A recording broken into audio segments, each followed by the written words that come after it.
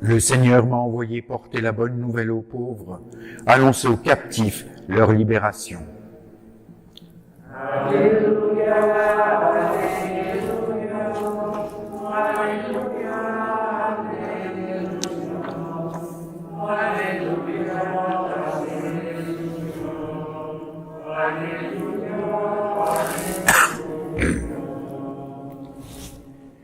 Le Seigneur soit avec vous. Lecture du Saint-Évangile de Jésus-Christ selon saint Luc.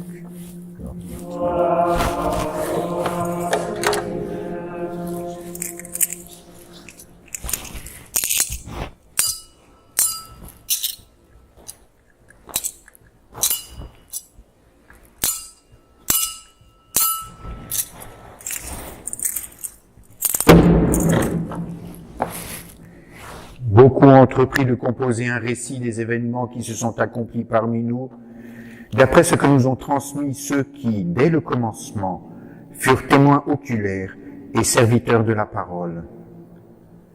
C'est pourquoi j'ai décidé, moi aussi, après avoir recueilli avec précision les informations concernant tout ce qui s'est passé depuis le début, d'écrire pour toi, excellent Théophile, un exposé suivi, afin que tu te rendes bien compte de la solidité des enseignements que tu as entendus. En ce temps-là, lorsque Jésus, dans la puissance de l'Esprit, revint en Galilée, sa renommée se répandit dans toute la région. Il enseignait dans les synagogues, et tout le monde faisait son éloge. Il vint à Nazareth où il avait été élevé. Selon son habitude, il entra dans la synagogue le jour du sabbat, et il se leva pour faire la lecture. On lui remit le livre du prophète Isaïe. Il ouvrit le livre et trouva le passage où il est écrit « L'Esprit du Seigneur est sur moi, parce que le Seigneur m'a consacré par l'onction. Il m'a envoyé porter la bonne nouvelle aux pauvres, annoncer aux captifs leur libération et aux aveugles qu'ils retrouveront la vue, remettre en liberté les opprimés, annoncer une année favorable accordée par le Seigneur. » Jésus referma le livre, le rendit au servant et s'assit. Tous, dans la synagogue, avaient les yeux fixés sur lui. Alors il se mit à leur dire « Aujourd'hui s'accomplit ce passage de l'Écriture que vous venez d'entendre. » Acclamons la parole de Dieu.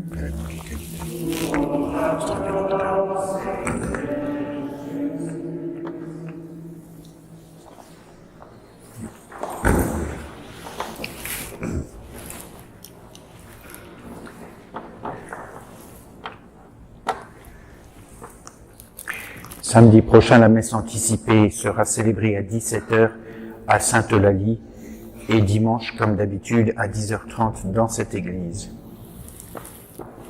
In nomine Christi. Amen. Si vous étiez malade d'une façon ou d'une autre, ou handicapé peut-être, il est possible que vous en soyez malheureux ou au moins contrit, et vous penseriez offrir cette peine au Seigneur, pour d'autres peut-être qui sont plus malades ou à d'autres intentions. Imaginons que par exemple, vous ayez perdu la vue, votre corps tout entier serait plongé dans l'obscurité. Imaginez-vous que vous ayez perdu l'usage de votre main droite.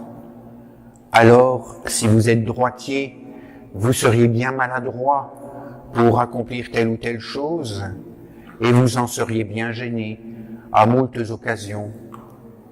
Si c'était une jambe, eh bien, vous seriez handicapé pour vous déplacer et accomplir votre devoir ici ou là, ou vos loisirs ici ou là, et ainsi de suite.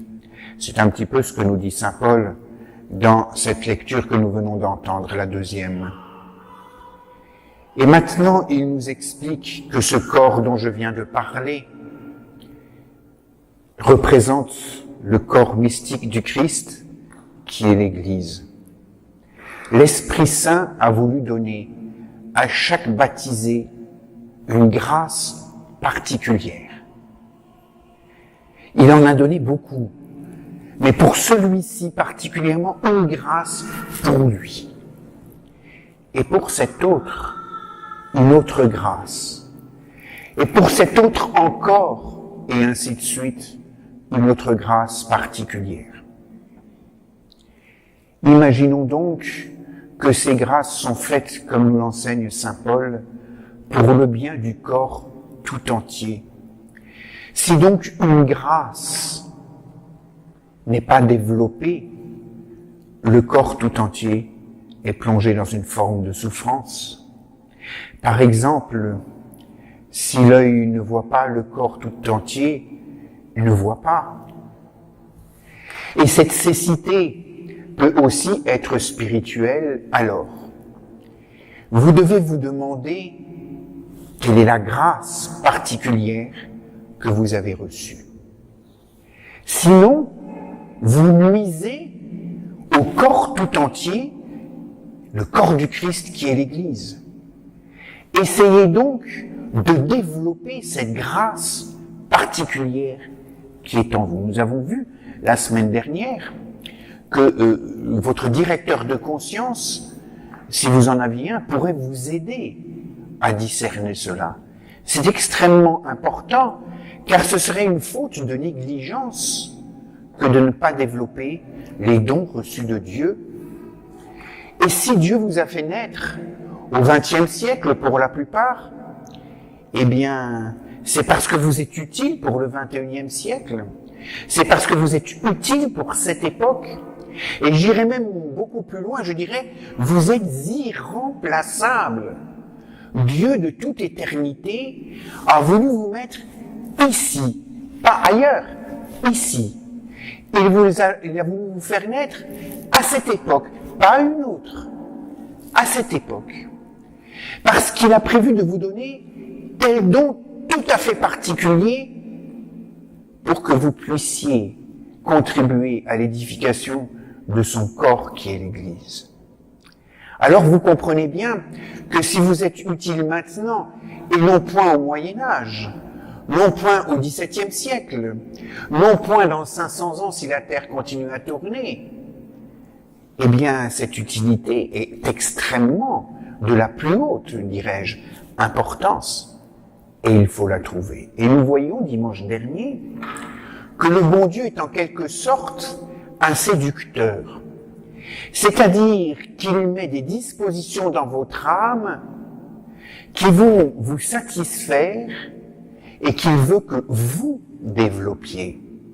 C'est-à-dire que votre manière d'être un saint ou une sainte de Dieu ne sera pas quelque chose qui vous brimera, mais bien au contraire, quelque chose qui vous permettra de vous développer harmonieusement et de vous développer avec tout le corps mystique de l'Église, du Christ qui est l'Église. Ainsi donc, si vous aviez 5 ans et une main d'adulte, ce serait étonnant sur votre corps.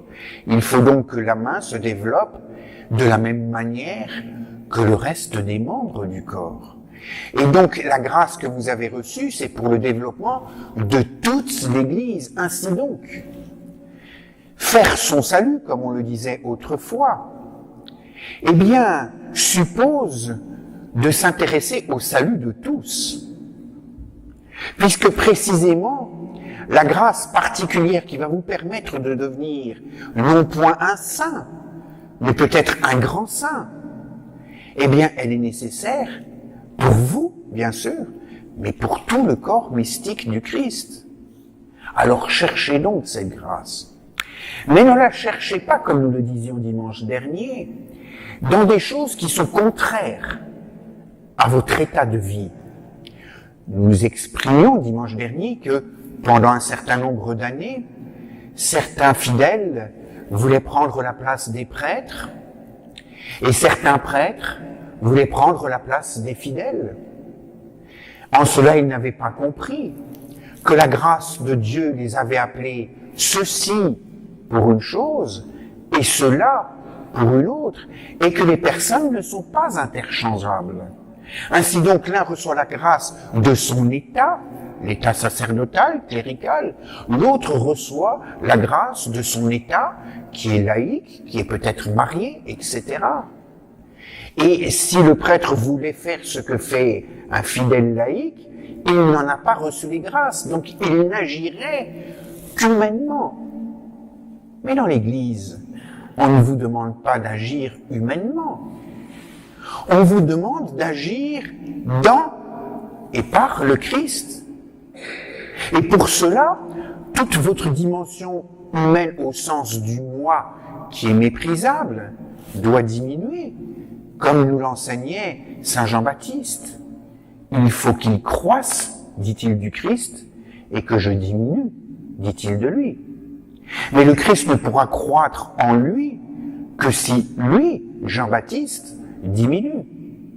Pour laisser toute la place au Christ. Et alors vous allez me dire, ah oui, mais le Christ est quelqu'un d'autre. C'est un peu bizarre ce que vous nous dites. N'oubliez pas que vous êtes à l'image et à la ressemblance de Dieu.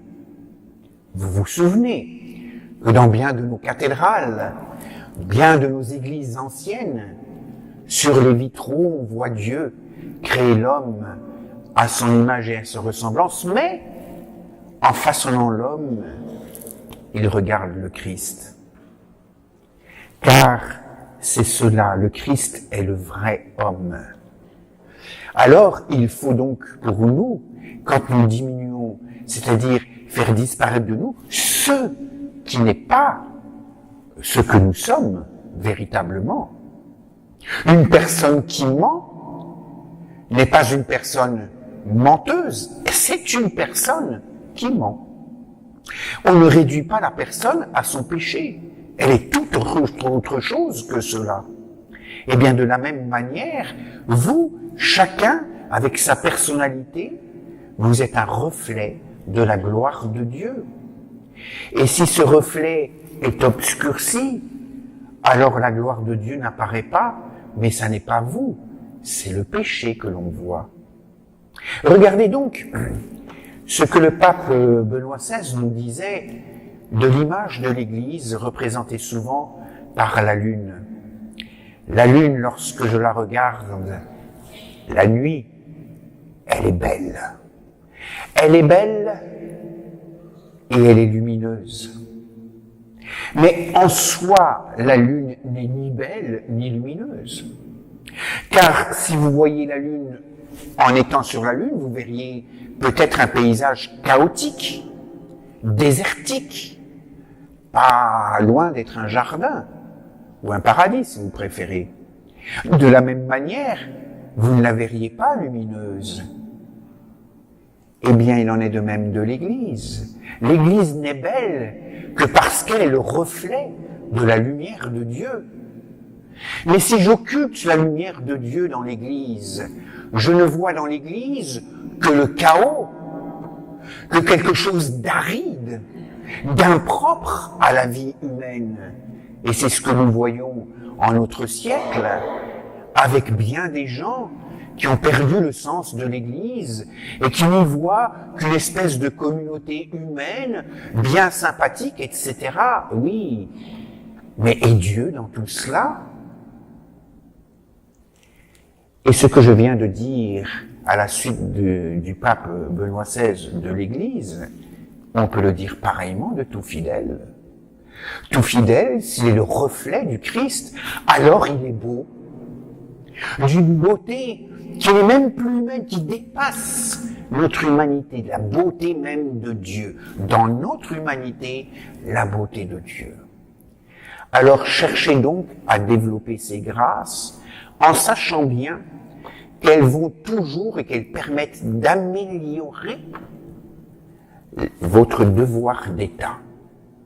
Donc, votre grâce, celle que Dieu a mise en vous, est précisément faite pour vous aider à accomplir votre devoir d'état.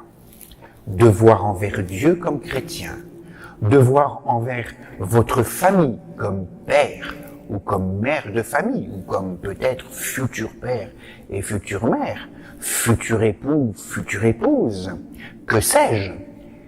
Et puis, vos devoirs envers la société dans votre travail. Et si, par exemple, la grâce de Dieu vous semblait être plutôt par rapport à votre travail dans la société, n'oubliez pas qu'elle ne peut pas contredire votre vocation dans votre famille, qu'elle ne peut que l'aider. Lorsque j'étais à l'armée, j'entendais parfois certains gradés qui disaient, et c'était à la Légion tout particulièrement, aux légionnaires, « Vous êtes mariés avec la Légion étrangère ». Peut-être peut-on voir les choses ainsi, je ne sais pas. Mais cela donnait prétexte parfois, si j'ose l'expression et vous m'excuserez, à presser un peu le citron. C'est-à-dire que, évidemment, il s'agit d'une arme d'élite, et nous en avons besoin. Et qu'en conséquence de quoi, il y a beaucoup de sacrifices qui sont demandés à ces hommes qui servent la France, à la Légion étrangère. Mais lorsque, régulièrement, ou quasiment tout le temps, cela nuit à la vie familiale, ça n'est plus convenable. Cela peut nuire à la vie familiale un temps, par exemple, le temps d'une opération militaire. Certes, il faut aller dans un pays étranger, on ne vient pas avec sa famille, etc. On comprend cela. Mais que cela soit compris comme exceptionnel, pas comme habituel. On a l'impression que le légionnaire ne peut être qu'un bon légionnaire à condition d'être un mauvais mari ou mauvais père de famille. Cela ne va pas. Alors évidemment, je pousse un peu à l'extrême les choses, mais c'est pour les bien faire comprendre. Et pour nous, c'est la même chose. Si vous trouviez une grâce particulière que Dieu vous avait faite, mais qui soit contraire à votre vie de famille, c'est que c'est pas celle-là que Dieu vous a donnée, que vous vous êtes leurré. Ainsi donc, il ne serait pas convenable que l'évêque veuille vivre comme un chartreux. C'est très bien de vivre comme un chartreux. C'est un don de Dieu. Mais si on est chartreux, pas si on est évêque, car on doit traiter d'un certain nombre de problèmes et on ne peut pas rester dans une cellule ainsi à prier Dieu, à s'abîmer dans la contemplation, car il n'accomplirait pas son devoir épiscopal. Nous le comprenons fort bien. De la même manière, une mère de famille ne peut pas souhaiter vivre comme une carmélite. Elle n'est pas sous le cloître.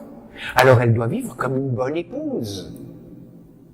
Peut-être même si elle a l'habitude, avant son mariage, de prier de très longues heures, devra-t-elle changer son habitude en se mariant, en priant moins longtemps, pour être plus à même d'être auprès de ses enfants et de son mari, car c'est cela que le bon Dieu lui demande.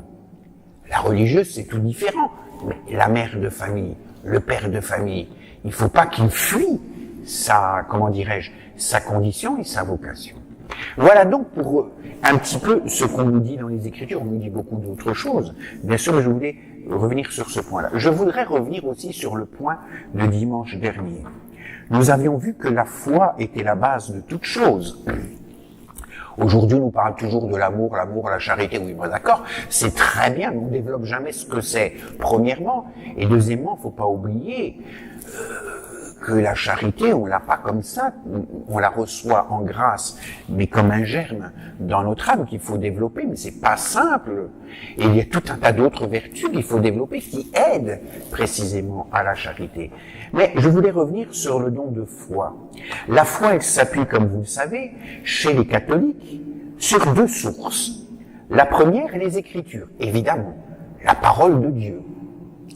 La deuxième, sur la tradition de l'Église. Ah, ce mot grossier pour notre siècle, la tradition. Seriez-vous donc une espèce d'intégriste, monsieur le curé?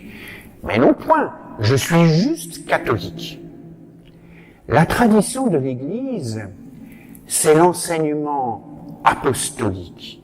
La tradition de l'Église, c'est ce que nous ont transmis les pères de l'Église, grecs et latins.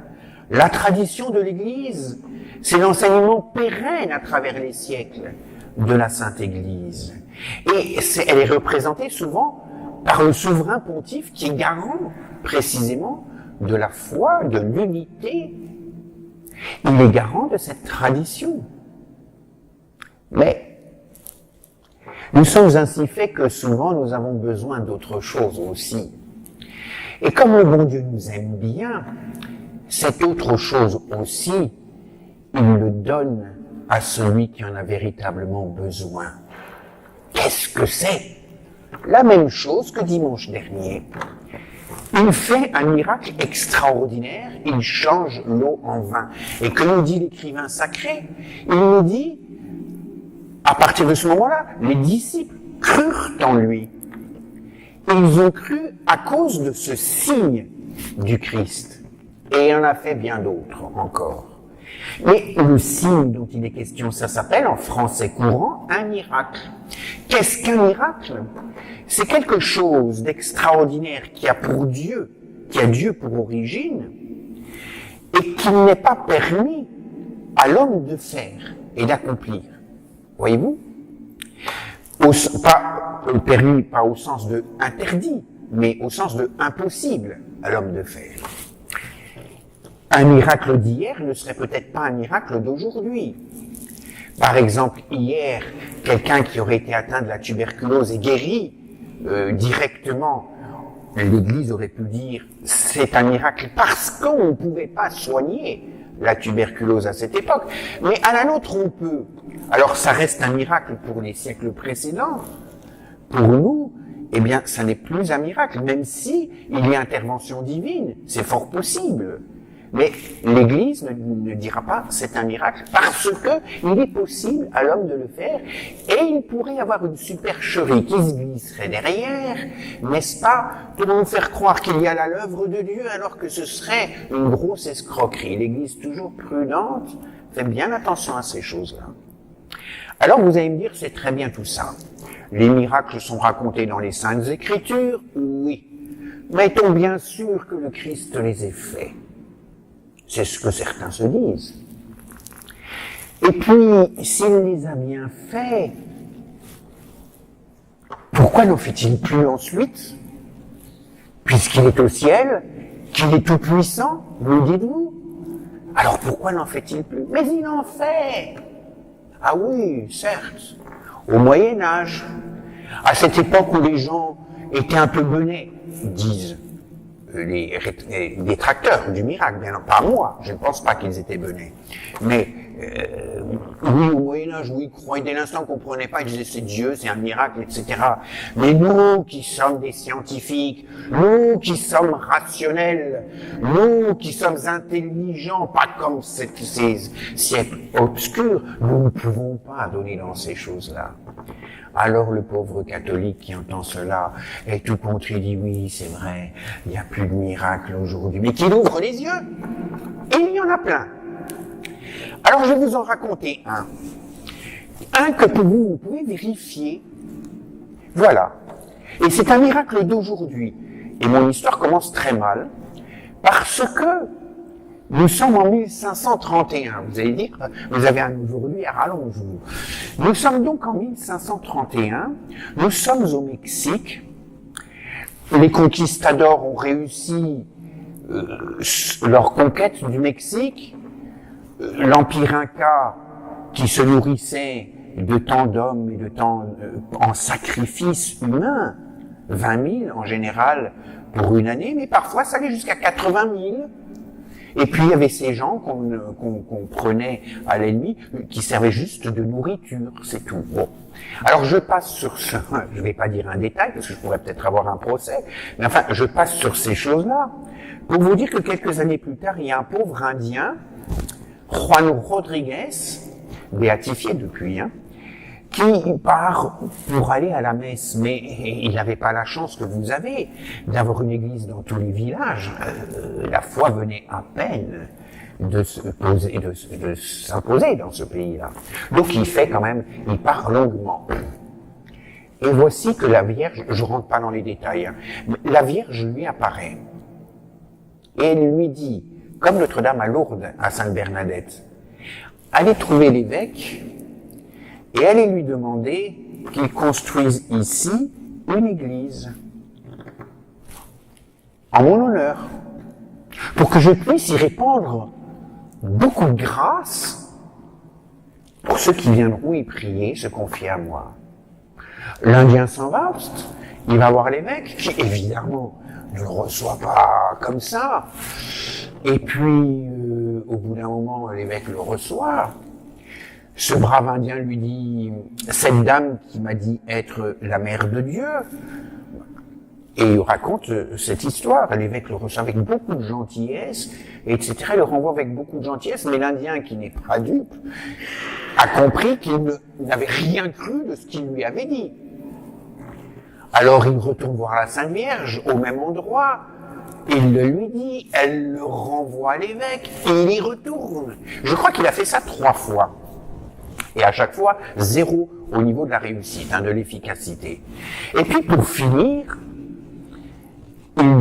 il dit à l'évêque, écoutez, puisque vous voulez un signe, la prochaine fois je viendrai avec un signe. Et puis il va voir la Vierge Marie, elle est d'accord. Alors elle lui demande d'aller cueillir quelques roses. Bon, très bien. Ça n'était pas la saison, ça n'était pas le lieu, parce que ce n'était que des rochers. Et il trouve à l'endroit où la Vierge le conduit une merveille de variété de roses de Castille de toutes les couleurs, très odoriférantes, bon, etc. Faut voir la description qu'il en donne. Et elle lui avait demandé de rassembler cela, d'en faire une espèce de bouquet. Il rassemble, il le présente à la Vierge, elle prend chaque fleur et elle les pose dans son petit bac, je crois. C'est une espèce de poncho, de vêtement fait avec du cactus, voyez-vous, un truc de pauvre. Et puis, elle dit, vous allez le porter à l'évêque, mais vous le montrerez à l'évêque seul. Il retourne, là-bas, il est assez mal reçu par l'entourage de l'évêque, parce que pour eux, vous m'excuserez cette expression, c'est un casse-pied qui insiste. Et puis, peut-être un peu dérangé, n'est-ce pas? Alors, bon, pour finir, il voit quand même des roses parce qu'il y a une espèce d'ouverture dans son manteau fermé. Ils aperçoivent des trucs splendides et elles sont fraîches, ils ne comprennent pas. D'où a-t-il pu avoir cela? Ils veulent les récupérer. Mais chaque fois qu'ils mettent la main dedans, les roses, elles sont comme, ils le disent eux-mêmes, c'est comme si c'était une broderie, on ne peut pas la prendre. Et eux, ils ne voient pas une broderie, ils voient les roses. Pour finir, ils le disent à l'évêque, qui tout de suite le fait venir, il comprend qu'il s'agit du fameux miracle, du fameux signe. L'évêque voit les roses et il croit. Mais il ne voit pas que les roses. Lorsque le manteau est déplié, il voit l'image même de la Vierge Marie dans le manteau. Cette image, ça n'est pas l'Indien qui l'a peinte entre le lieu des apparitions. C'est une image, diront les scientifiques du XXe siècle, qui n'est pas faite de main d'homme. Et alors donc, il va garder pour sa chapelle privée cette image-là. Et puis quand il va faire venir construire l'église, il va la mettre à la vénération des fidèles dans l'église. Et au XXe siècle, des scientifiques se penchent sur cette image et des ophtalmologues voient dans les yeux de la Sainte Vierge le reflet d'une foule qu'elle regardait. Ils ont dénombré à peu près 13 personnes. Ils y ont reconnu Juan Rodriguez et sa famille, ils y ont reconnu l'évêque du lieu, et ils ont reconnu le traducteur de l'évêque, et après des gens qu'ils ne connaissent pas. Voilà ce que l'on a vu dans les yeux. Et on s'aperçoit que, en approchant de la lumière de ses yeux, eh bien, la rétine se rétracte comme un œil vivant. Et qu'en éloignant ou en éteignant la lumière, la rétine se dilate comme un œil vivant. Ceci n'est pas possible sur une peinture. Et la Vierge est toujours invoquée. Aujourd'hui, elle est patronne du Mexique. Et on invoque ce vocable de Notre-Dame de Guadalupe. Eh bien, voyez cela que je viens de vous dire, mais vous Vous verrez sur Google, vous taperez sur Internet pour avoir plus de renseignements. Mais vous remarquerez que ça, c'est une chose permanente. Un miracle que nous pouvons voir aujourd'hui. Et pour cette espèce de tunique qu'il portait, qui n'a une longueur de vie que de 20 ans, ça fait depuis 1531 qu'elle existe, elle n'est pas tombée en poussière et on ne sait pas non plus comment cela est possible.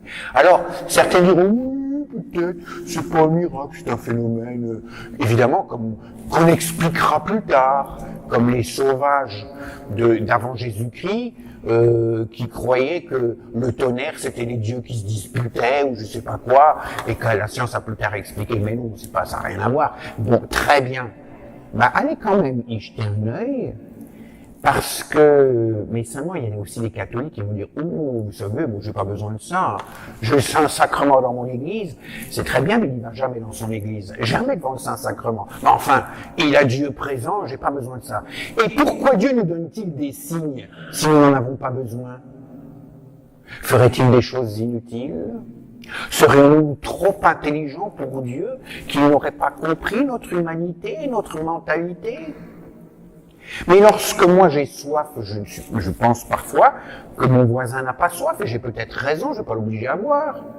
Il y a des gens qui ont besoin de signes, d'autres de moins de signes, mais le Dieu fait pour tout le monde, toute l'humanité. Alors le récalcitrant, qui ne croit pas, mais qui n'a rien lu sur la question, qui n'est pas allé voir de ses yeux, mais il restera dans son doute. Mais oui, c'est comme cela. Mais s'il veut vraiment savoir, qu'il se renseigne. Et puis vous pourriez en profiter de la semaine pour regarder aussi les corps incorruptibles des saints.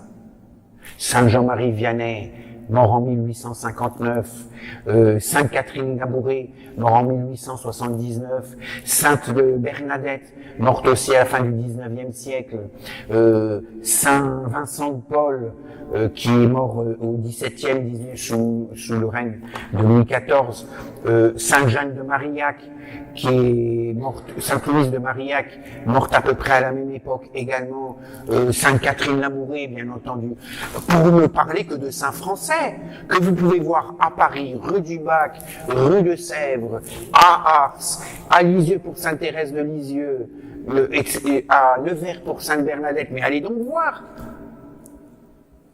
Ils ont des yeux et ne voient pas, dit le Christ. Cela me fait bien penser à ce qu'on disait des idoles dans l'Ancien Testament, le psaume. Elles ont des yeux et ne voient pas, des oreilles et n'entendent pas, une bouche et ne peuvent parler, des mains et ne peuvent toucher, des pieds ne peuvent marcher. Nous sommes à l'image et à la ressemblance de qui? De Dieu ou d'une idole que nous sommes faits à nous-mêmes?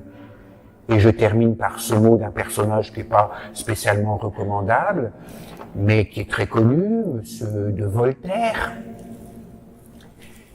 Dieu créa l'homme à son image et ressemblance, et il le lui a bien rendu. Ainsi soit-il.